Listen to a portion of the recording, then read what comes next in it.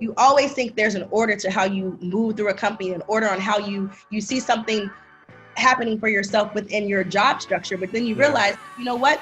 This happened so that I could get here.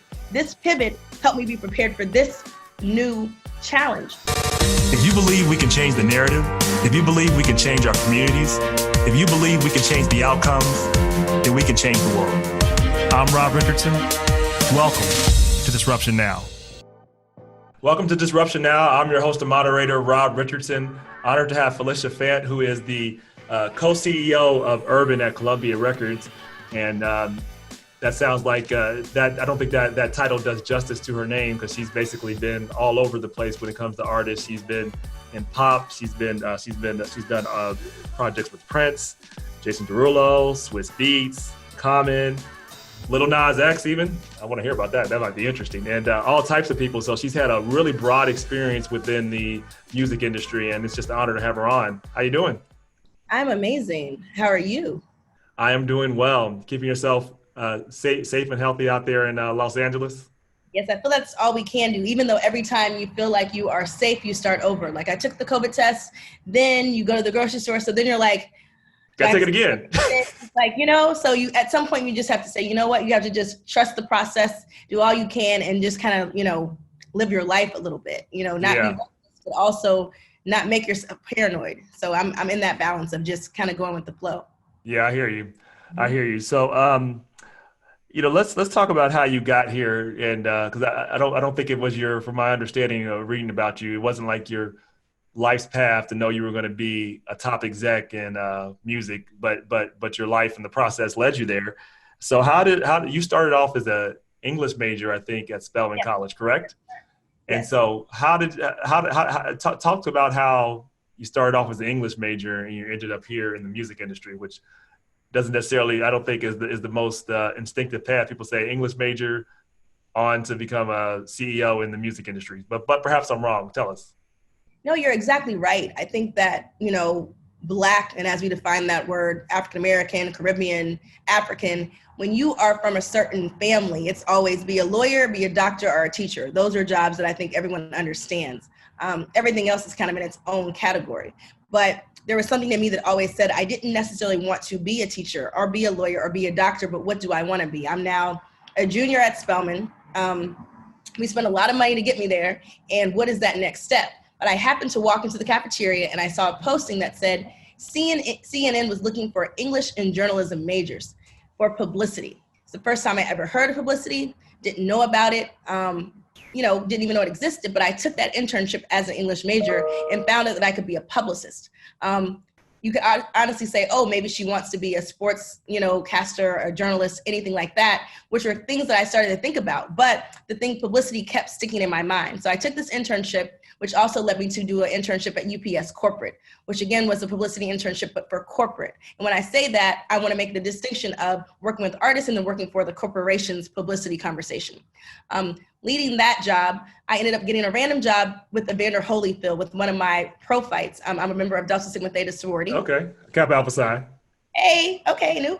So she allowed me to work on some events with Evander Holyfield. So at that point, I knew that there was this thing called publicity. I just didn't know how it was going to segue into music. And I bring that up because following that last internship with her, I got one lucky shot to be the radio intern at Hot 97 under Shaka Zulu and Chris Leva, who is now Ludacris. And so that was the idea of music, but still didn't know how to get into the music business. So Now you're dealing with 1996 through 2000. It's Outkast, it's Goody Mob, it's the music scene. I remember that night. I remember that in the 90s, yeah.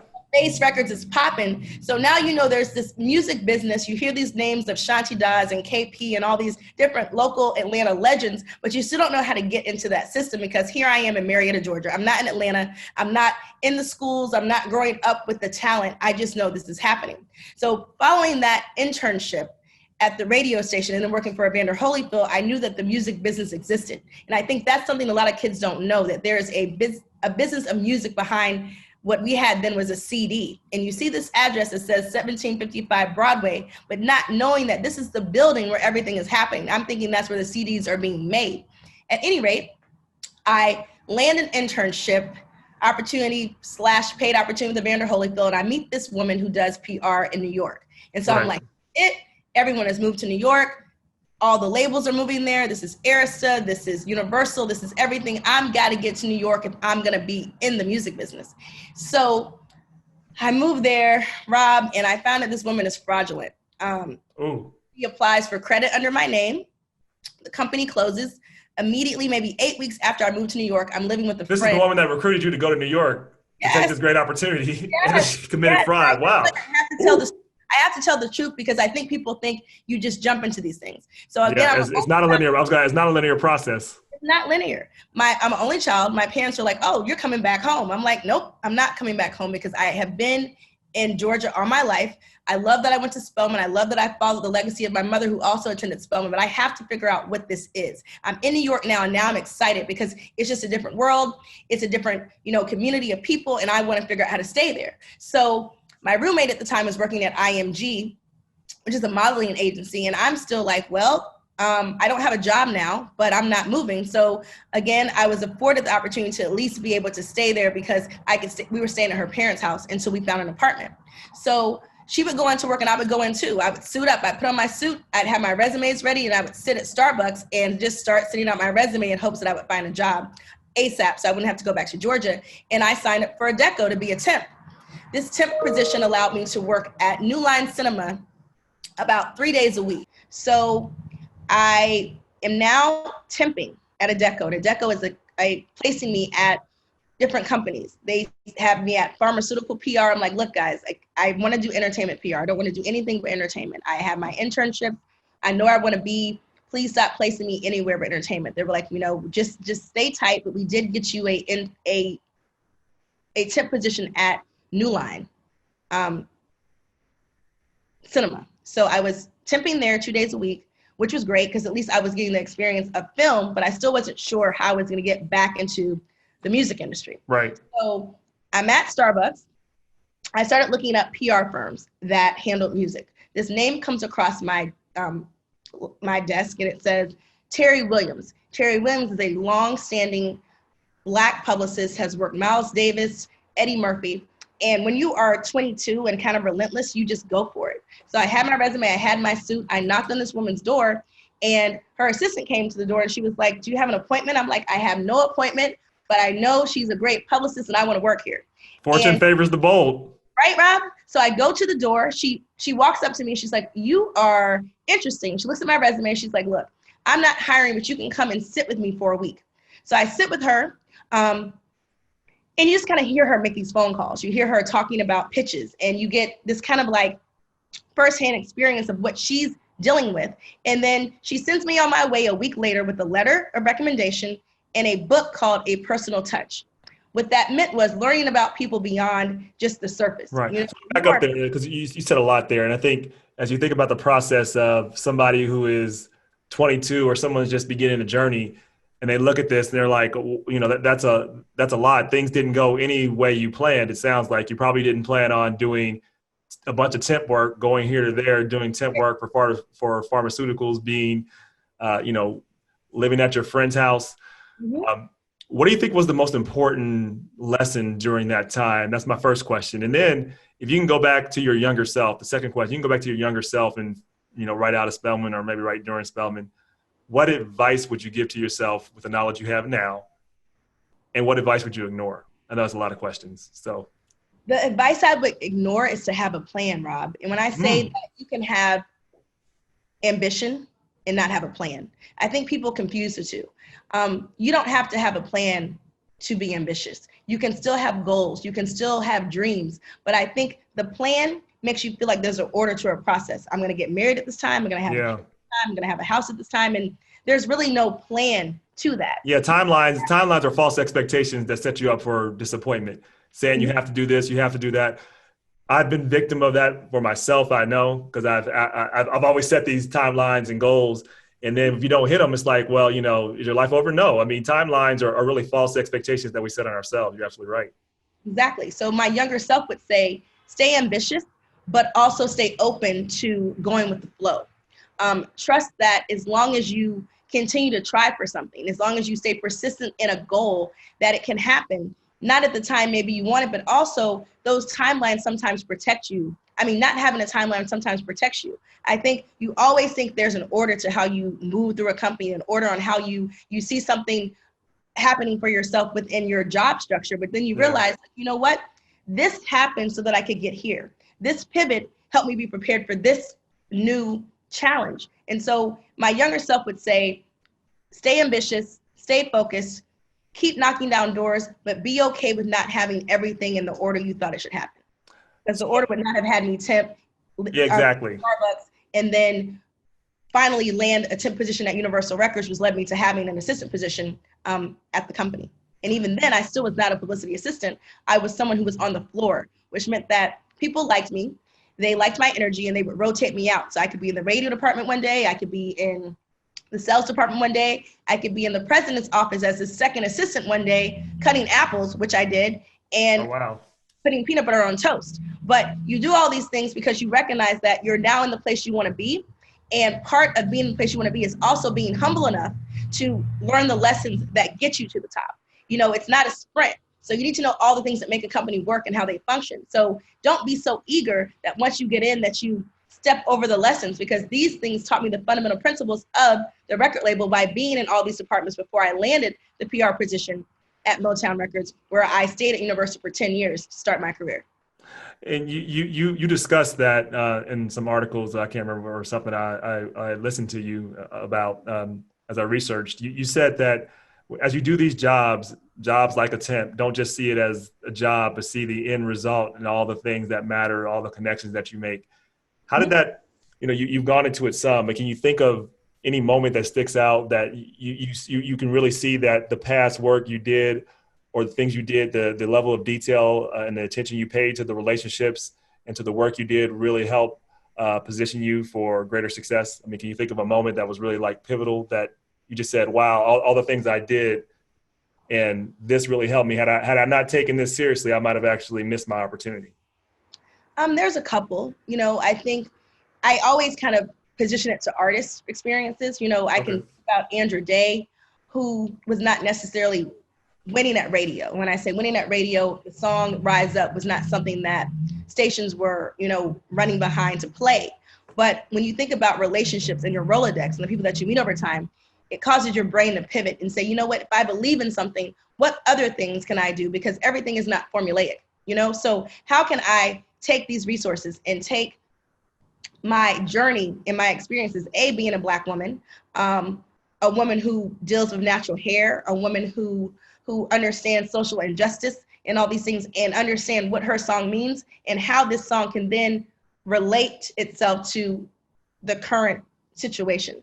Yeah. And when you think about Rise Up, you think about it as an anthem for change, an anthem for opportunity. So instead of worrying about if she could get played on radio, I made sure that I started to place her in events, charity organizations, moments where the song could mean and stand for something beyond what the typical song is supposed to stand for in a institution, if that makes sense. Yeah. So it was taking her to different places, thinking about things like CNN Heroes, where they look for songs that, again, are about hope.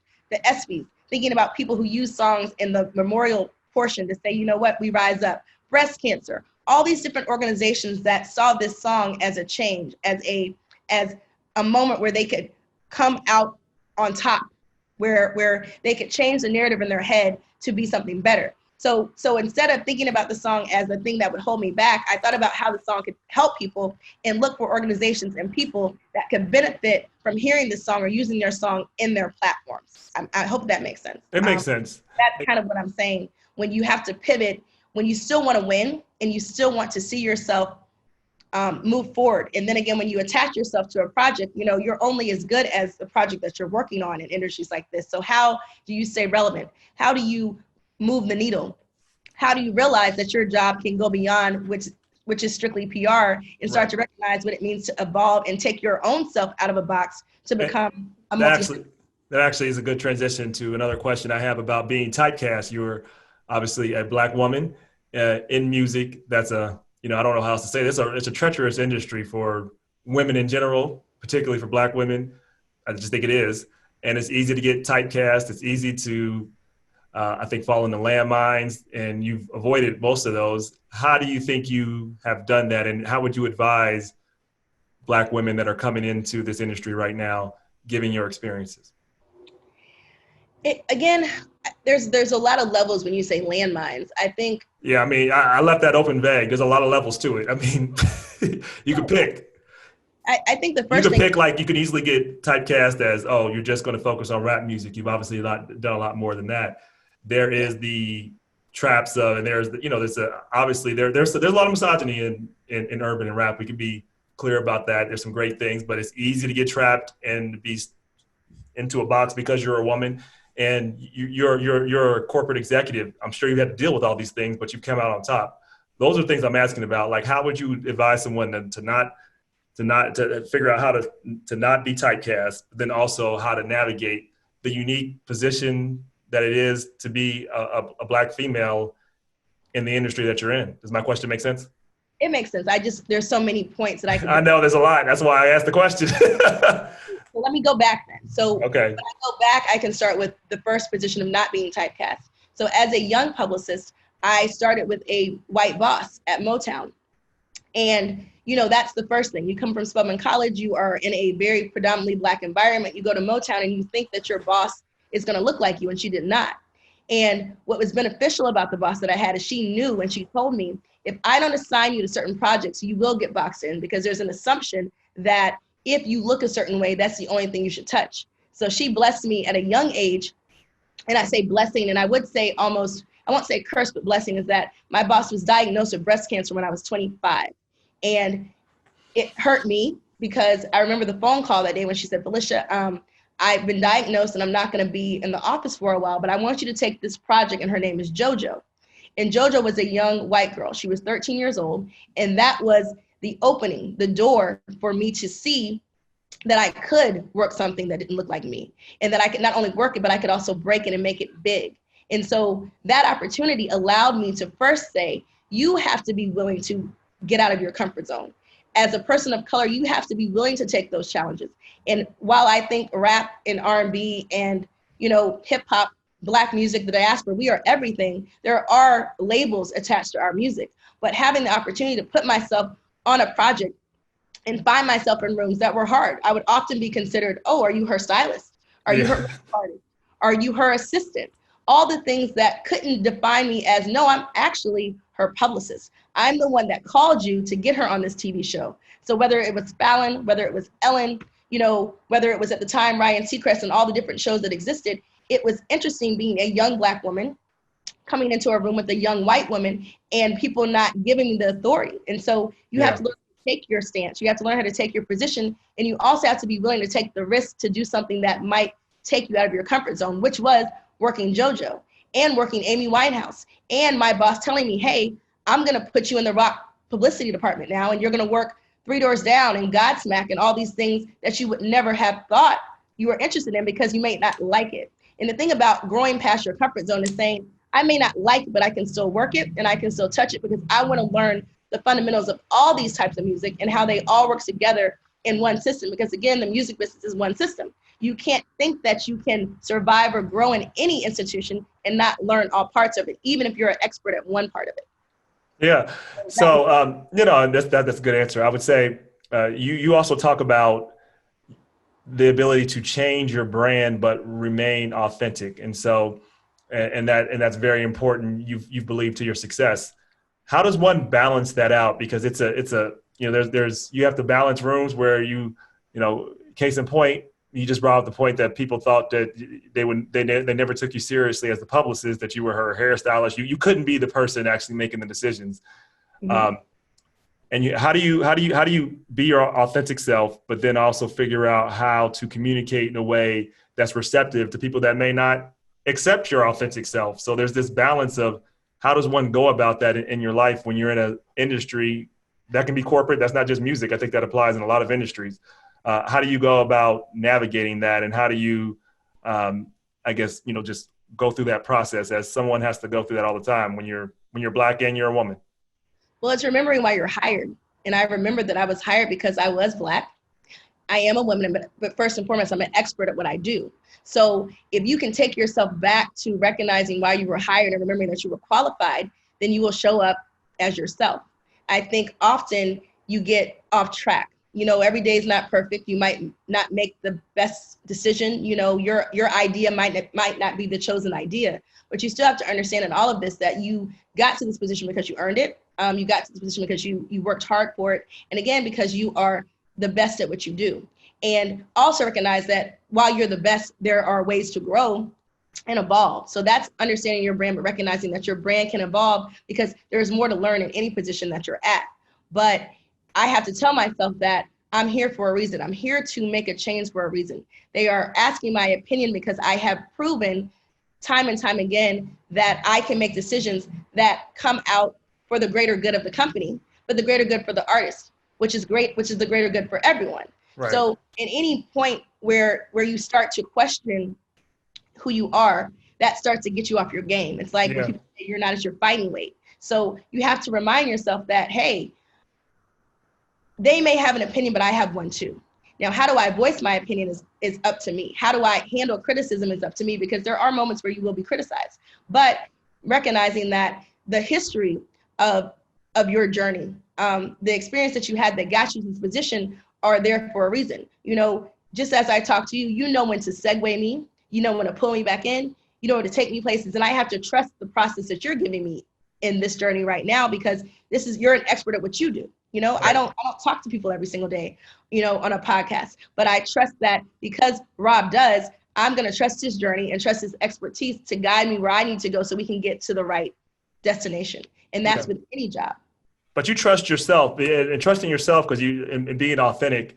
How do you, I guess, make sure that you are in tune to your authentic self? Because as it sounds easy, but it seems like a lot of people have a lot of trouble being authentic and understanding what their mission is. I think it's beyond your work and beyond your expertise. If I remember a line that you talked about, the fact is when you deal with artists, you don't just say, okay, let's sit down, figure out how much money you can make. You want to know what's their legacy. I want to know where they want to go. I want to know what they mean when they say they want to build a brand. Why is that important to you? Why is that part of your authentic self? Is part of my question. It's because I have a job and a responsibility to also say some of these artists are coming from backgrounds that don't allow them to know what they need or what they want, you know? And if I'm sitting here in a position as a person of color that they may look to, it's my job to be real. It's my job to be honest. And it's my job to figure out how to take them to the next step and how to unlock that best potential. But I can't unlock that potential in them if I don't continue to unlock the best potential in myself. Yeah. If I don't do my homework and research to understand where they come from, you know, what experience has gotten them here, how they've shaped their lives, then how can I help them elevate in their careers? And if I don't look and see what the climate is, you know, how are people responding to this music? How are people responding to this type of individual? You know, is it easy to be a woman of color in the music business? No. But is it easy to be a young Black man from the streets in the industry? No. You know, it's not so simple to say, here's a check. It's understanding, do they have the tools to continue to be successful if they don't have a hit next week, you know? Yep. So my job is to develop more in them than just saying, hey, here's the record and let's promote it. Like, what do you want to stand for? You know, right. What do you want your legacy to be beyond music? You know, do you want to have a family? Do you want to have a business? You know, do you have kids now? How do we make sure that they go to college? How do we want to start? Do you want to start a charity? Like, do you want to give back to your community? Like, what is important to you? And I think these are the questions that I ask, right. Because that's how you really build a brand around an artist. You find out all the things that make them tick. You find out what makes them get up in the morning, what they're striving to do. And, you know, not everybody is going to have that. Everyone is not going to be the next Pharrell, the next Andre 3000, the next, right. You know, Kendrick Lamar. So you don't want to put pressure on anybody, but your job. That's already taken. Kendrick Lamar is taken. Jay-Z is taken. Mm-hmm. You're not taken. And, mm-hmm. I think it goes to that point of understanding when you talk about how you can be good at helping artists navigate the waters, develop their legacy, develop their own authentic brand, is first because you are confident in who you are, and you've gone through, I'm sure, the painful exercise of figuring out what you're good at, what you're not good at, understanding what you're actually passionate about, and making sure things align around that. So I think it goes to, if you want to be authentic, first you got to really go through, I think, a brutal internal exercise of self-assessment, which means you got issues. We all got issues, and you got to you have to figure out what your limitations are, and then you can help others, because you can be attuned. If you can listen to yourself, you can be attuned enough. I'm dissecting what you said, to actually help others, and that's how you are authentic. It sounds like. Can you think of an artist that has done that well? I think you talked about Erykah Badu and about how she was, everybody told her that she shouldn't present herself in that way, and she was comfortable with who she was. Can you talk a little bit about that story? Because I think it's very interesting. I think It actually wasn't Erykah, it was Andra. Okay. I did work with Erykah Badu, and I think that, working under Kadar Massenberg, who was one of the first Black male presidents coming out of the very Gordy era and all those people, he discovered Erykah Badu and D'Angelo. Okay. What he knew was that neo soul mattered. What he knew was that there was a resurgence of what you might want to say Black power or Black enlightenment. And seems like that's coming back again, but go ahead. at the forefront of that. And so Erykah and this neo soul movement, India.Arie, all these people who wanted to show you, Jill Scott, that being natural is okay. And I think that goes back to when you talk about me and my authentic self. I have to be okay with my complexion. I have to be okay with my different hair type. And part of that exudes who I am, but part of that also is entrenched in the type of artist that I work. So when Andra Day said, I want to wear this scarf on my head, and people thought, oh, well, is that attractive? Is that what she should be doing? We had to let people know that that was actually rockabilly culture. And if she wasn't trying to dress like a maid or an Aunt Jemima, that actually she was part of an evolution of enlightenment and what she wanted to wear. And when I say that about Eric, when I say that about India.Arie, when I say that about Andra Day, anybody that does not dress the way society thinks you should dress, if you don't, have straight hair, if you don't want to wear makeup a certain way, and again, I'm not judging anyone, because I think, again, no one's monolithic. I think every type of female should be in the industry. What I'm saying is when you do not fit status quo, there can be certain challenges that you face. Sure. People like Erykah said, nope, I'm going to wear this wrap around my head, and there's going to be people that follow me. And Kadar said, yes, you know what, there will be. And they did. And so you understand, and what we're still learning is that Black people are not monolithic. You know what I'm saying? Not at all. Not at all. So many things that make the diaspora up. So what our job is to bring all those different manifestations of kingdom and queendom into the industry and show people that people will consume music as long as it's great, and cannot change someone's image to fit a box that you're comfortable with. That you have to allow every type of imagery to be seen, because there are people that relate to that. So Absolutely. That is the story about Erykah or India or Andra Day or anyone that I'm working is, who do you want to be? Because people will show up for you if you are who you are. Yeah. What the old rule in marketing, if you market to everyone, you market to no one, and knowing your market is really key.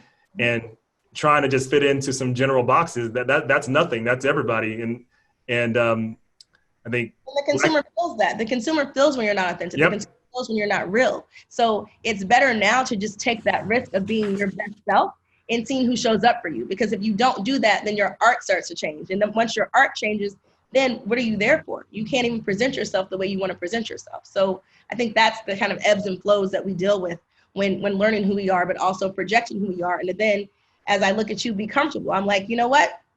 I can be natural. I can be dark, and I can be beautiful. And those are things that I have to always tell myself in these places. And I can tell the young girl who does not look like me or does look like me, this is okay.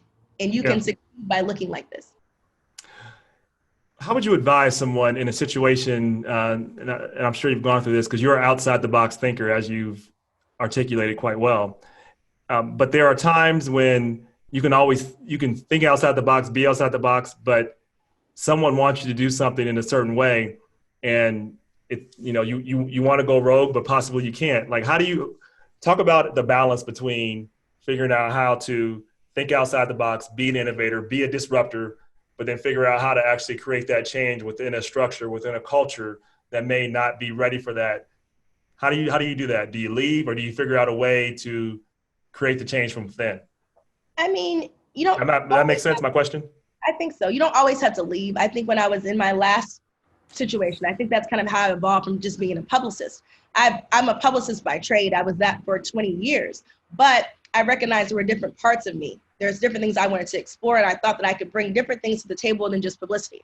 I felt that I was marketing. I felt that I was branding. I felt that I had a very holistic view of how I saw artists. But if that does not work for that system, if that hole that you want to fill doesn't want to be filled, then maybe you do have to move on. You know, everybody doesn't want your expertise. Everybody doesn't want to see you evolve. And so you have to tell yourself, am I happy being here, or do I see other things for myself? Luckily, at the time, people liked the fact that I was interested in doing other things, and it helped the institution that I was at. But at the same time, as soon as you see that ceiling, you have to say, is it time for me to move on from this corporation? Because now I'm starting to hurt myself. Anytime you start to question your natural gut or your instinct, or you start to feel trapped, that only hurts you. So I have felt trapped plenty of times. And so I pivot, or I may add things to my plate. And again, some things you don't necessarily talk about right then. Maybe you try it out on the back end and then bring it to the front end. You know, everything is not about knocking and making a loud noise. You know, sometimes you have to prove what they say, proof of concept. You have to give things a chance. But I recognized in my last job that I wanted to be more than a publicist. And so they added lifestyle marketing to my title, which again showed me being a multi-hyphenate. Right. I took a course at Harvard Business School, which was BIMS, the Business of Entertainment, Music, and Sports.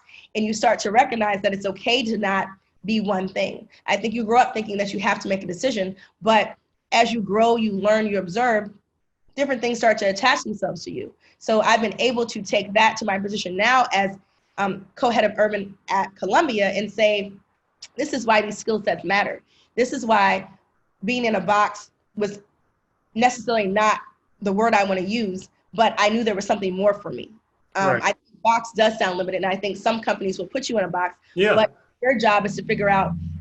I mean, people naturally try to put people into boxes. It is a natural thing for people to do, and people allow themselves to conform. And it's very, what you've done is amazing because it can be done. I'm glad you've done it, but you know, pushing back, knowing who you are when people say you should be something else is a journey. It's a continuous process.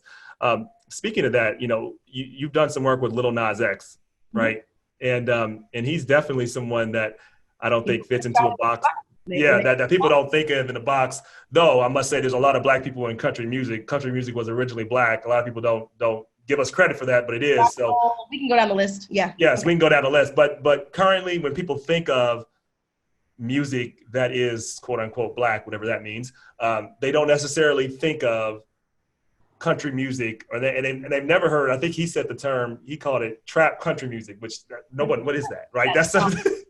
The song was trap, just that particular song. You know, if you listen to his EP, it's an alternative EP because he borrows from every genre, which is what we are trying to say about where we stand. We are not monolithic. And I think you pretty much explained it with the question.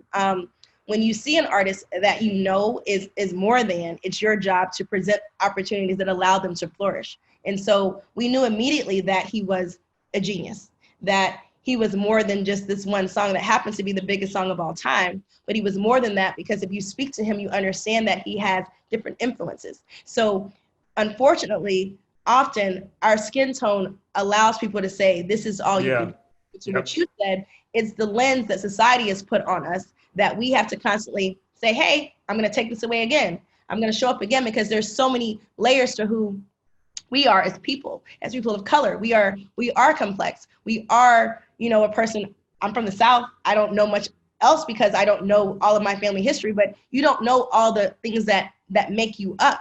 And I think that what we have to continue to do as executives in this industry is push that envelope and show that these artists are happy to be Black. Let's be clear, but they are not happy to be told that they cannot experiment and that their music cannot. Being Black doesn't limit our capacity, our ability. It just means we're Black. That's it. That's it. Yep. Exactly. That's all it means. That's all it means. So is there, what advice do you have in terms of developing a brand or just being successful in particular? So are there any habits that you do that are just foundational to helping you helping you be your authentic self, helping you be more successful. For example, I mean, I make sure part of me working out every single day is really, really important for me. Try to meditate in the morning, getting centered. I mean, there are certain things that are institutional habits, I think, that help me become more successful. Do you have anything like that are institutional habits for you that have guided your career? I definitely agree with exercise. I definitely agree with, with what you say in meditation, which is something I started doing recently. I still want to do more of it, but it's also, I am very much into being part of thought leadership groups. I join a new group all the time because I want to hear perspectives. And I think that is what keeps me at the pulse, and some of these groups I actually cannot announce, but what I'm saying is that whether it's an entertainment group, whether it's a, what I'm trying to say is there's different thought leadership groups. So within that, they have different principles. There's a group that I went on a trip with called Reality. We all went to Israel it was 2016, that I might not have taken, but I took that trip to be among music thought leaders that were in different disciplines. I am the chapter advisor for the Recording Academy. When you're sitting there, you're hearing from different people in different genres, in different histories, and disciplines of how they see music and how they understand music. And before I was an advisor, I was still in the membership committee. I was still in the urban leadership committee. So what I'm saying is I join a lot of communities so that I continue to enrich myself, but also hear the stories and what's going on in the industry around me. It's hard to move and develop and grow when you don't understand what's going around you in different conversations.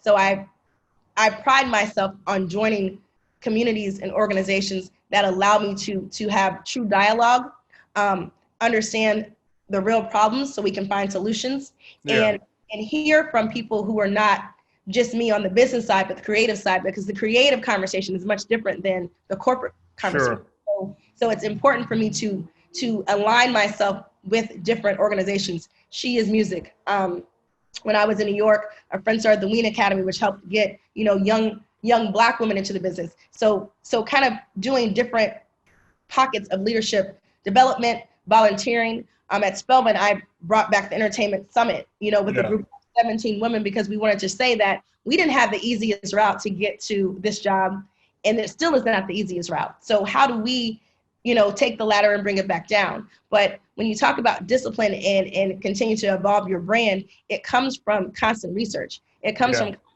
connections. It comes from challenging yourself to even get on this podcast, which is not something that I can say that I'm used to doing. But I'm glad you did, though. You're dropping some great knowledge. Thank you. But it's not something that in my past position I really do. I wasn't, as a publicist, you don't always speak. You're behind the scenes. Right. So in this role, I have been much more a person in front of the camera and having more conversations and dialogue. But what it does is you seem to be really good at it. Doesn't seem like it seems really natural to me.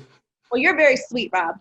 But those are the things I think that you do, you practice, and it causes you to think. I learned to listen to Spelman Woman. I have a good one too. So. And it causes you to reflect, and so I really say just continue to kind of read and dialogue and be in groups and committees and, join organizations that help me to. Spelman seems like it's very important to you. I know it's very important to my fiance. It's the first thing I knew when we met. I knew Spelman was very important to her. So what do you think is so?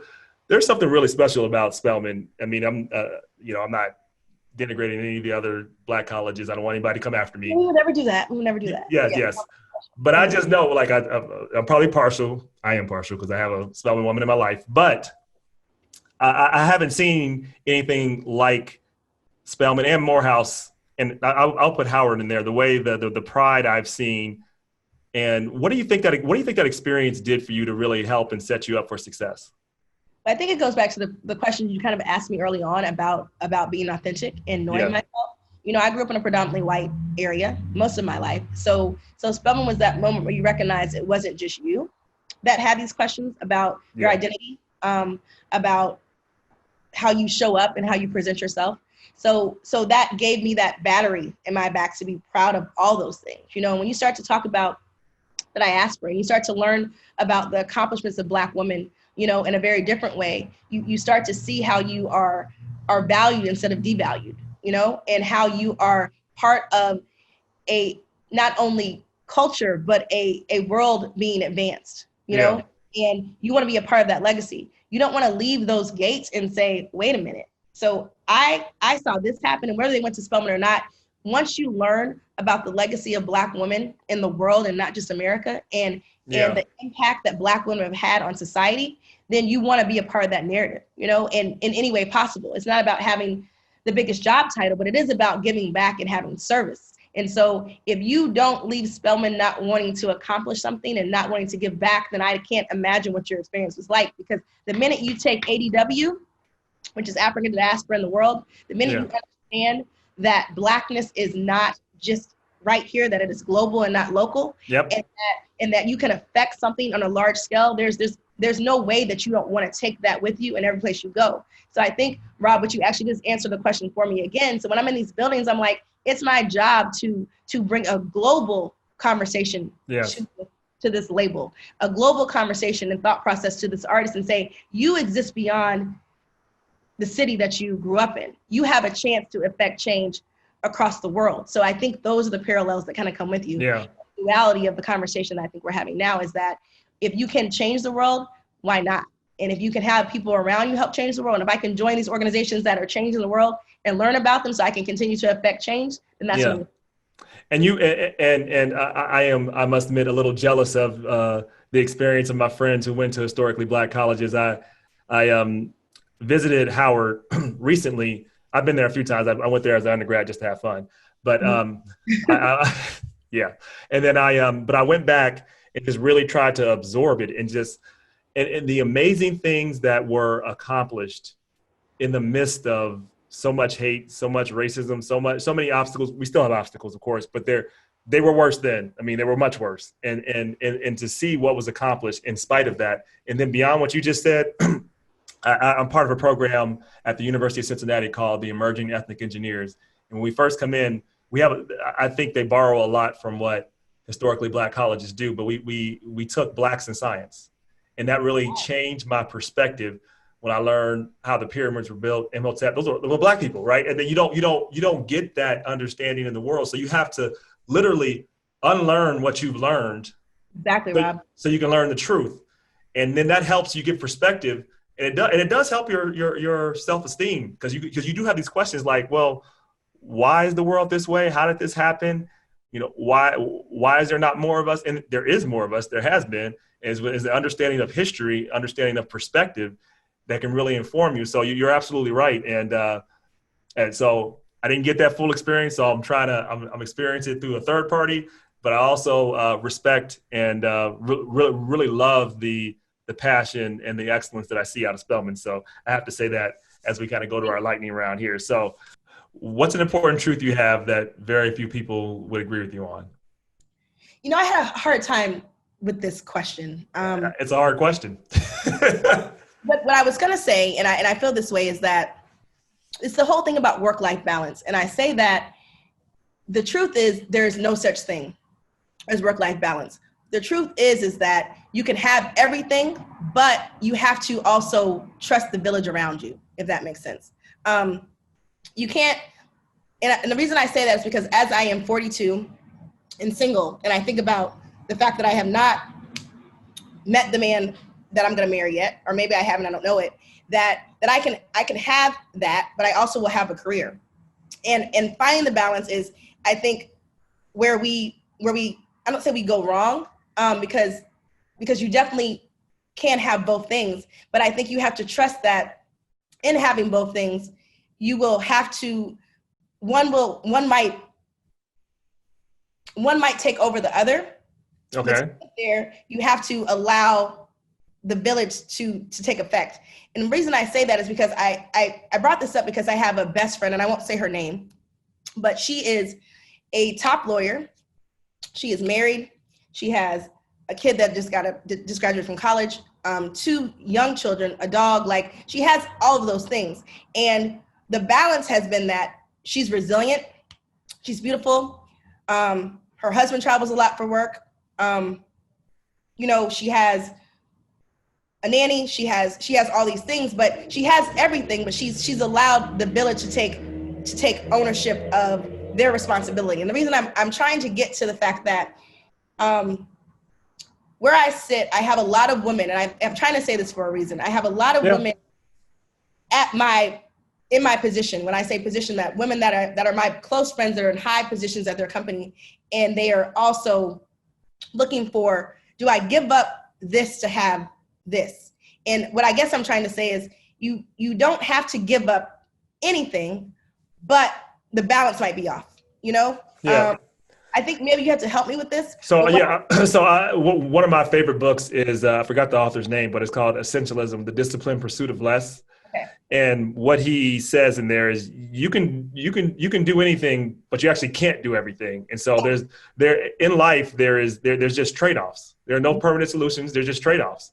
And so, and he really gets to the point of, yes, I believe what you're talking about. You could certainly have a high-powered career and have a good relationship and have kids.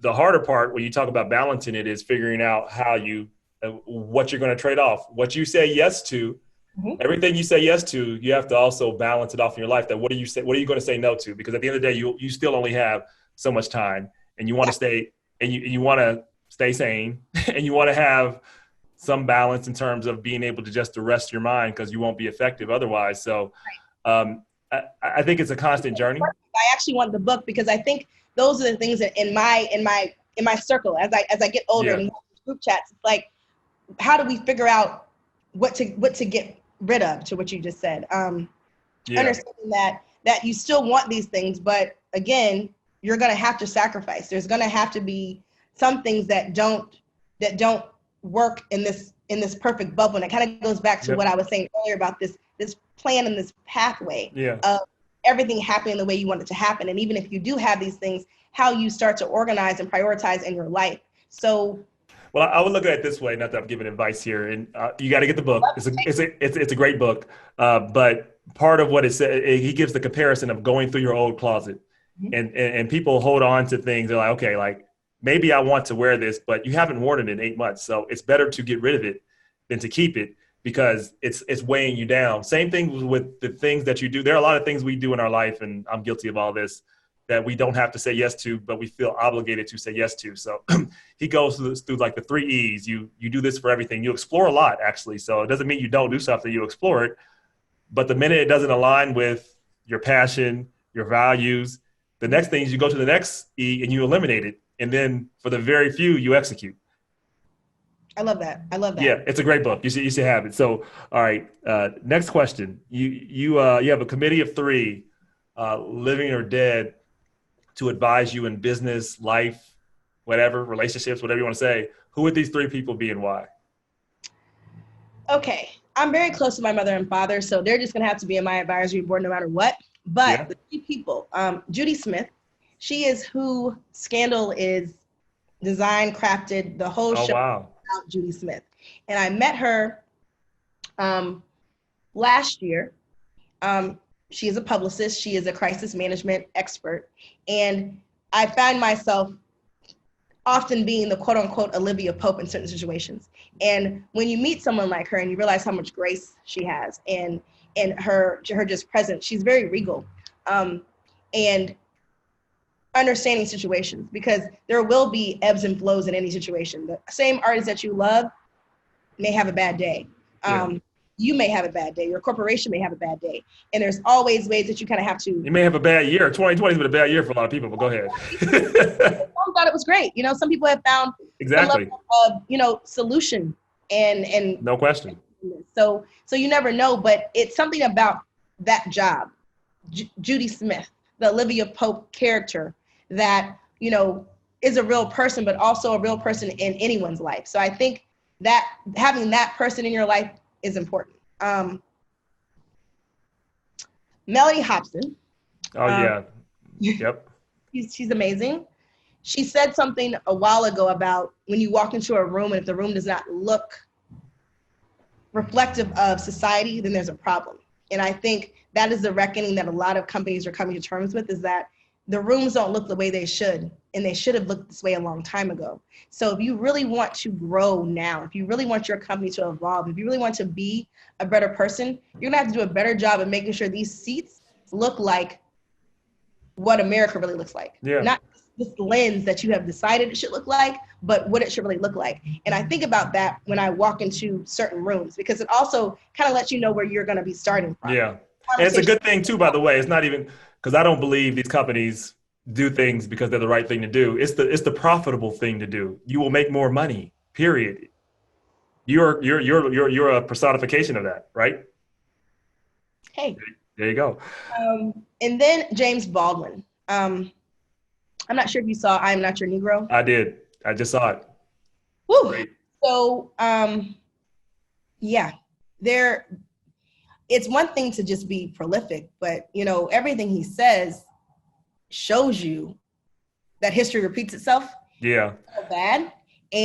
Or history hasn't left, as he said, history is now. History is right now. You can't have the present without the past, and the two converge.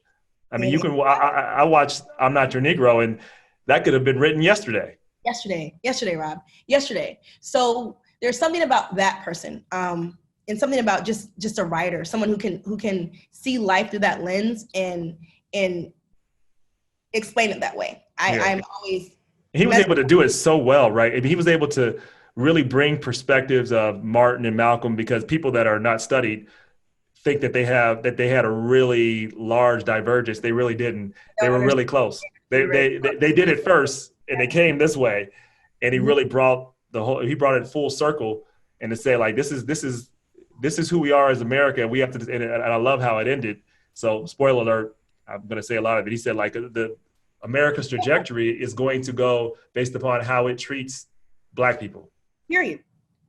We can see it. So, and that's the same with corporations. And that's the same truth right now, isn't it? I mean, you look at what's going on, and not to get too political, it's really easy to see if in this country, if we don't learn to actually respect Black people as humans and humanize and make sure that we are really treated in an equal way. Go ahead. No, I'm co-signing everything. I agree with you. I'm saying the word about humanization. That's the word I love the most. Yeah, right? Humanization and understand us as equals and give equity as you would to your fellow human. That is going to determine how far, or if we don't go far, or if we implode. I do think that is the central, if you look, just go down a rabbit hole for 2 seconds. When Russia did their information campaign, a lot of their focus was focused on racial resentment and racism. That was for a reason. They know that if we could go at, they know that we'll implode that way if we go after each other that way. That's why they did it. Real simple. That continues to be everyone's tactic. That continues to be what Trump uses as his main foundation, his base, is what you just said. And that is the reckoning, Like, and that's holding them back too. I mean, what it is blinding everybody to that. That's what we're trying to get everybody to say. Like, this is, take off the blinders. Yeah. Take off the blinders, please. Yep. So final question. You have a Google ad or a billboard that says your theme, your belief in life, a saying that you hold on to. What is that saying or theme, and why? It still remains show up as you are.